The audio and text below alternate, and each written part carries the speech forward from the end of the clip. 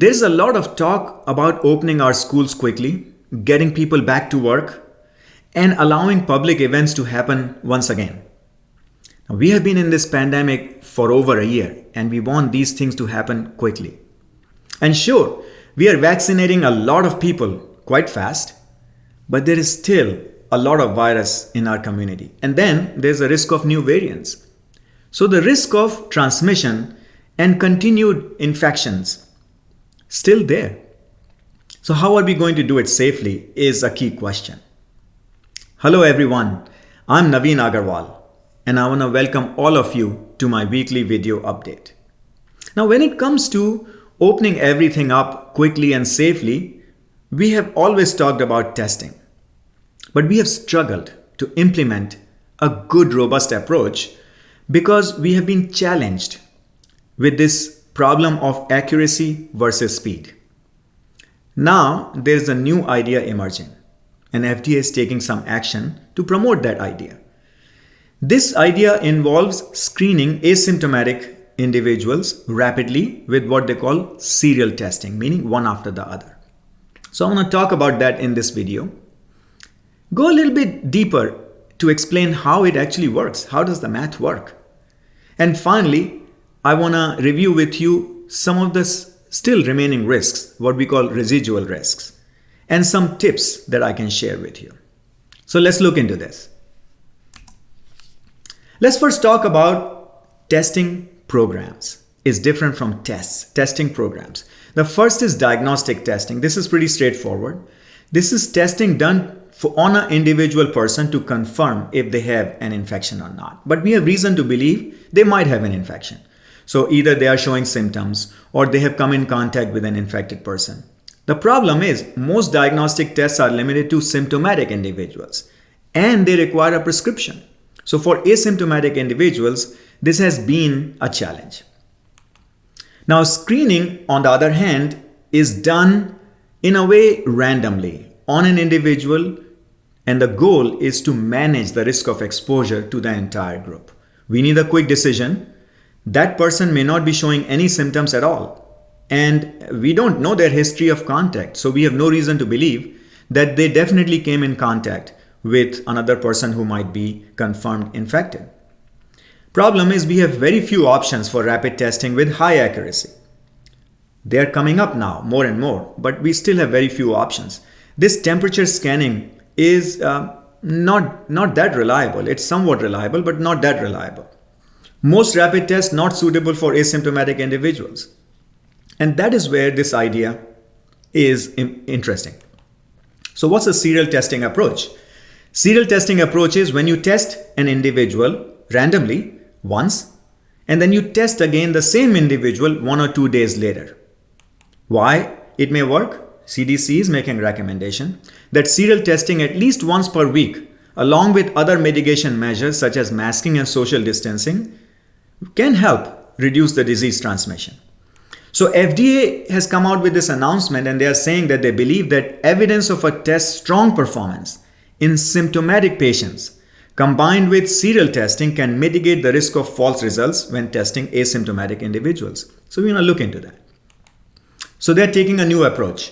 They want to allow the test developers to seek screening claim with serial testing if the clinical validation with symptomatic patients shows at least 80% positive agreement with 70% lower bound of the 95% confidence interval. Basically what they are saying is that they expect certain minimum performance with symptomatic individuals before they will allow an indication for screening with serial testing.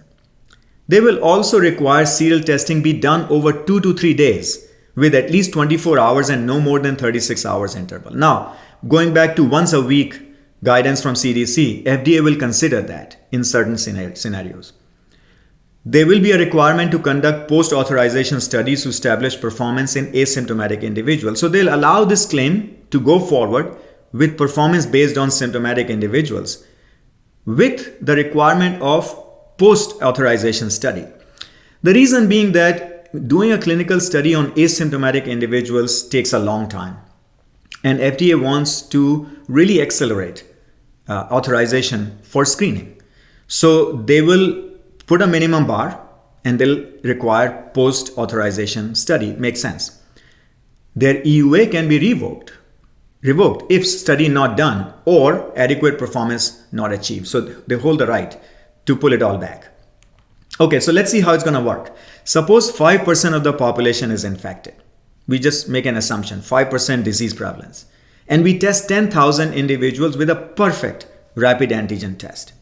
Okay, so we have two scenarios. Either some people are confirmed positive and others are confirmed negative, and the test gives us whether a positive result or a negative result. So if someone is confirmed positive and the test gives us positive result, that's a true positive. And in this case, we would expect 500 true positives, 0 false negatives, 9,500 true negatives, and 0 false positives. That'll be a perfect test, right? But our test is not perfect. So let's see if our test has sensitivity, which is also called positive agreement of 80%. Remember, that was the lower value that FDA expected. 80%, and specificity is negative agreement is 95%. This is very typical of rapid antigen tests. So again, we put the same contingency table. In this case, we will have some false negatives because our test is not 100% sensitive.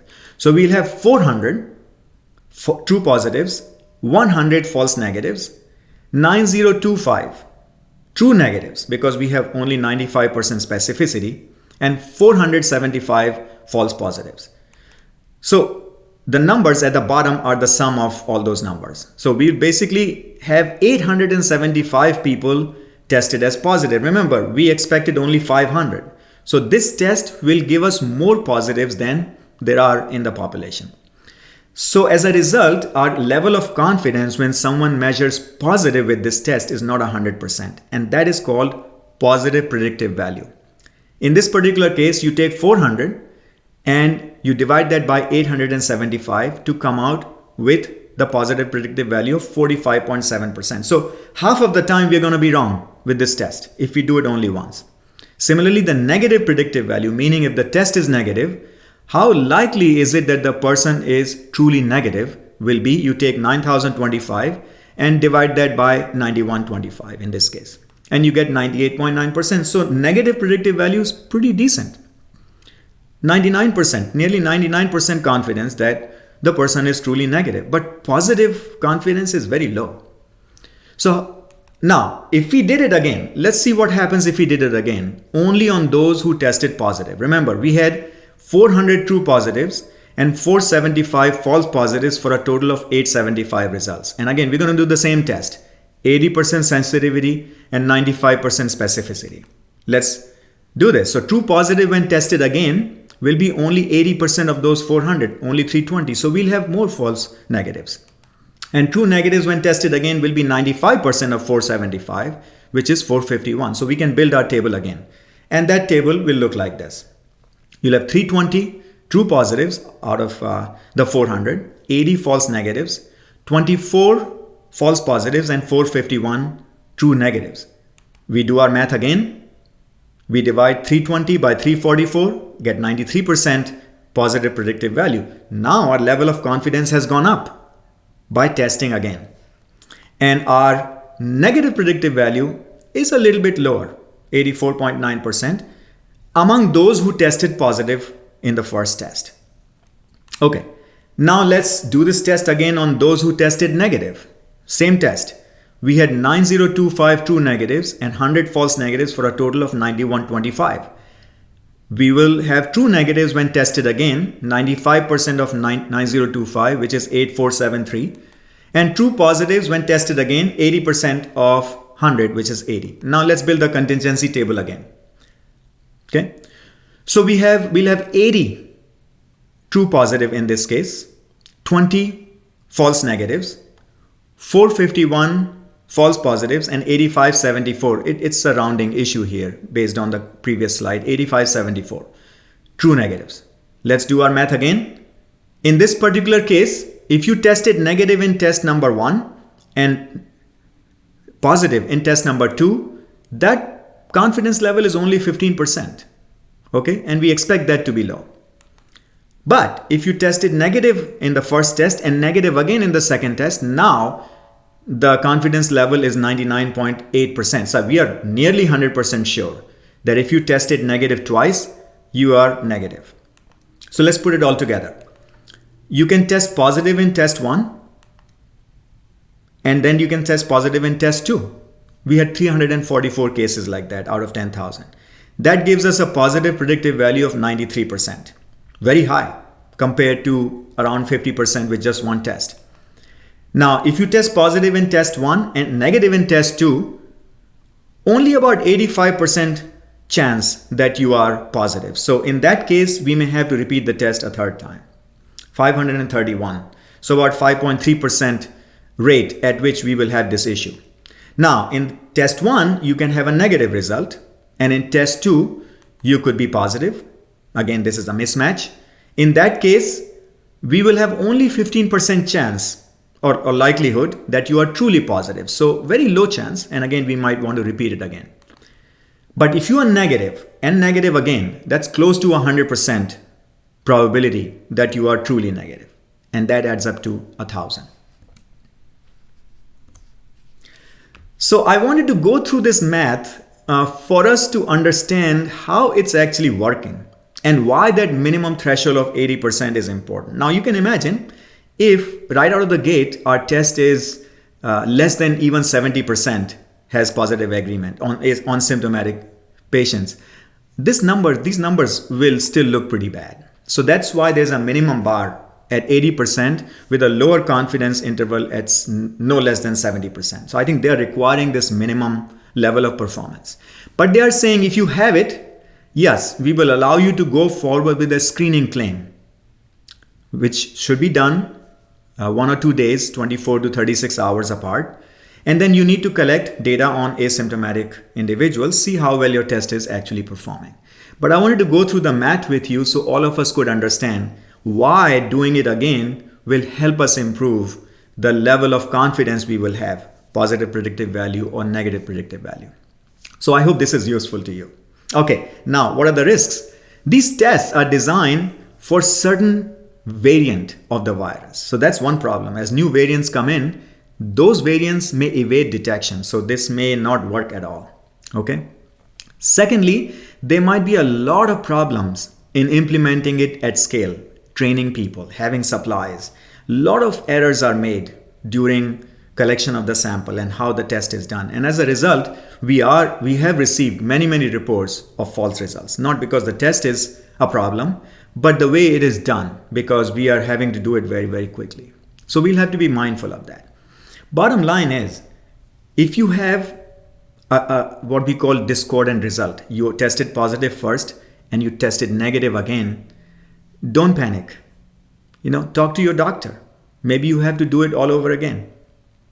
But it is important to keep in mind that there are still limitations with all of these tests which are out there. And it is most important to talk to your doctor to make sure you are taking the right decision and you are understanding it correctly. Okay, that's number one. Number two is, if you're not vaccinated, try to get vaccinated as quickly as possible. Please do not hesitate. I have had the vaccination myself, no side effects, very comfortable, no problems at all. And I've made videos to share that, not just my personal experience, but also the data that has come out. Get vaccinated as quickly as possible. And if not, continue to follow social distancing guidelines, masking when you go out, keeping your distance. Remember, the sooner we break the chains of transmission, the sooner we reduce the likelihood of all these variants coming out in our community. And the sooner we can open our schools safely, get people back to their workplaces. All of us have been working from home or remotely, and those who cannot are being put to a lot of risk. And then we also want to go back to public events, right? Restaurants, rock concerts. We all want to do what we used to do before. So we can do that safely. I hope you will look at this, consider your options, and make the right decisions. Let me know if this makes sense, or if you have any other questions or concerns about this particular approach. What would you recommend that be done differently? I would love to hear your thoughts. Please drop a comment or engage with me on LinkedIn and have a conversation there. I look forward to hearing from all of you, and I hope all of you are staying safe in this very difficult time.